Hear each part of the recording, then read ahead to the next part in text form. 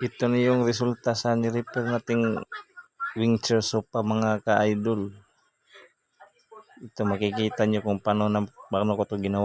Simulan na tayo sa paglagay ng diamond mga idol.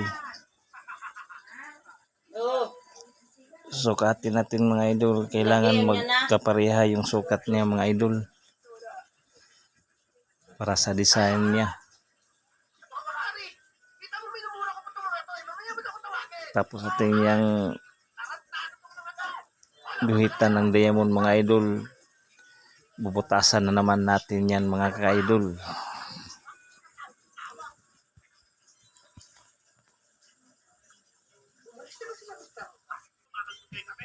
Yan mga ka-idol. Bubutasan na natin mga ka-idol. Diyan ilalagay yung mga button niya mga ka-idol sa binutasan mga ka-idol.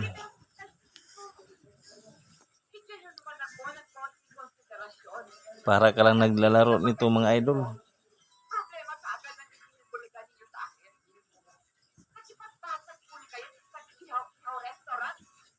Butas lang ng butas.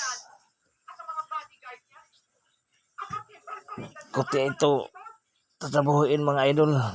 Daming proseso nito mga ka-idol.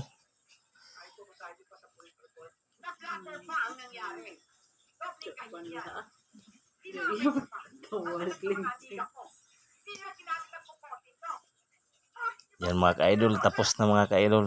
Sana natin lahat mga ka-idol.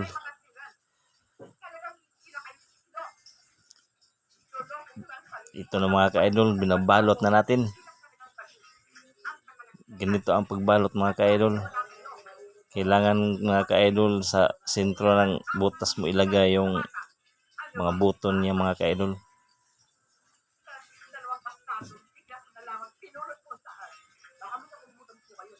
Yan mga ka-idol, forma na mga ka-idol oh.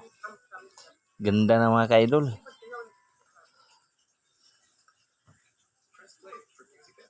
Diyan mga ka-idol, ikakabit natin yung arms niya mga ka-idol.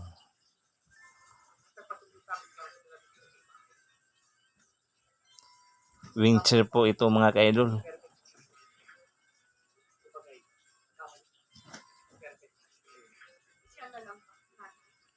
Yan, kinakabit na namin dyan mga ka-idol. Pinapako namin sa baba at ini-screw sa gilid mga ka-idol.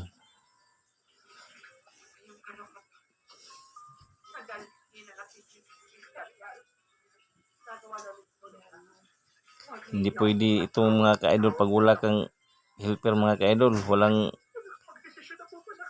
Wala kang katimbang nito.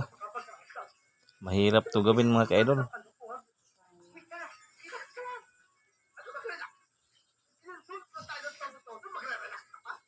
Kailangan talaga may helper ka dito mga ka-idol.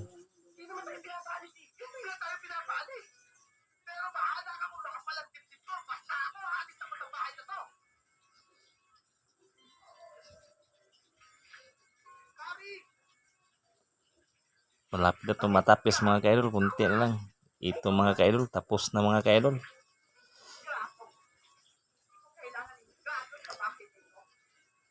Yan na ang design niya mga idol. Tapos na yan lahat mga ka-idol.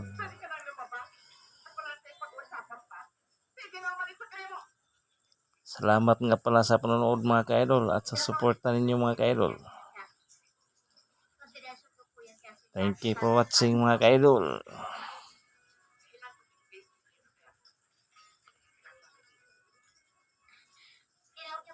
Ganda mga ka-idol oh.